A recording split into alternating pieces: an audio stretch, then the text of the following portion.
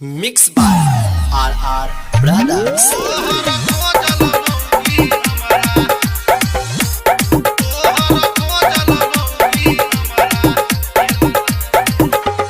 बढ़ के दहेज के चक्कर में बाबू सबसे तू हारई छ। बढ़ के दहेज के चक्कर में बाबू सबसे तू हारई छ। तोहर खोजल मौगी हमरा बेलना से मारई छ। तोहर खोजल मौगी हमरा छोलनी से मारई छ। बढ़ के दहेज के चक्कर में बाबू सबसे तू हारई छ। बढ़ के दहेज के चक्कर में बाबू सबसे तू हारई छ।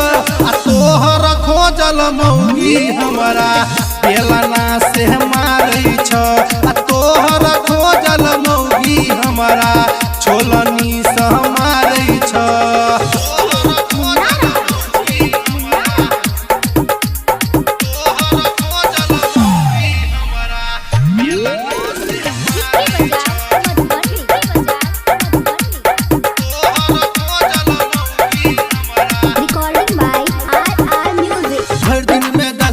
मेकअप करई छ करई न छ कोनो टोहल हो। कुछो कहै छी त उल्टे बजै छ करई न छ हमर कहल हो।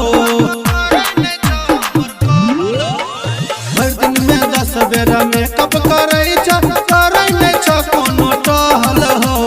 कुछो कहै छी त उल्टे बजै छ करई न छ हमर कहल हो। एगो अपाची गाड़ी के चक्कर में हमारा तू हारई छ। तोहर खोजल मौगी हमरा बेलना से मारई छ।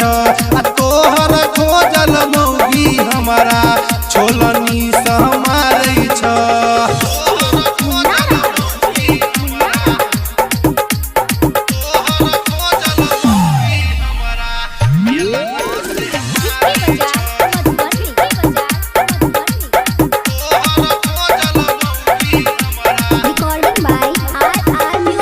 चलिया हम तोहर दुलरुआ बेटा खोज देला मौगी कारी हो। शर्मा विजय संग जाके कन्हई छ बेटा तोहर बसबारी हो।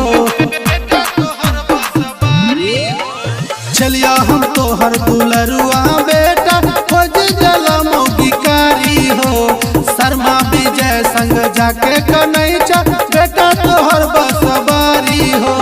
राइटर राजा संगे बाबू हमरा तू हारई छ। तोहर खोजल मौगी हमरा बेलना से मारई छ।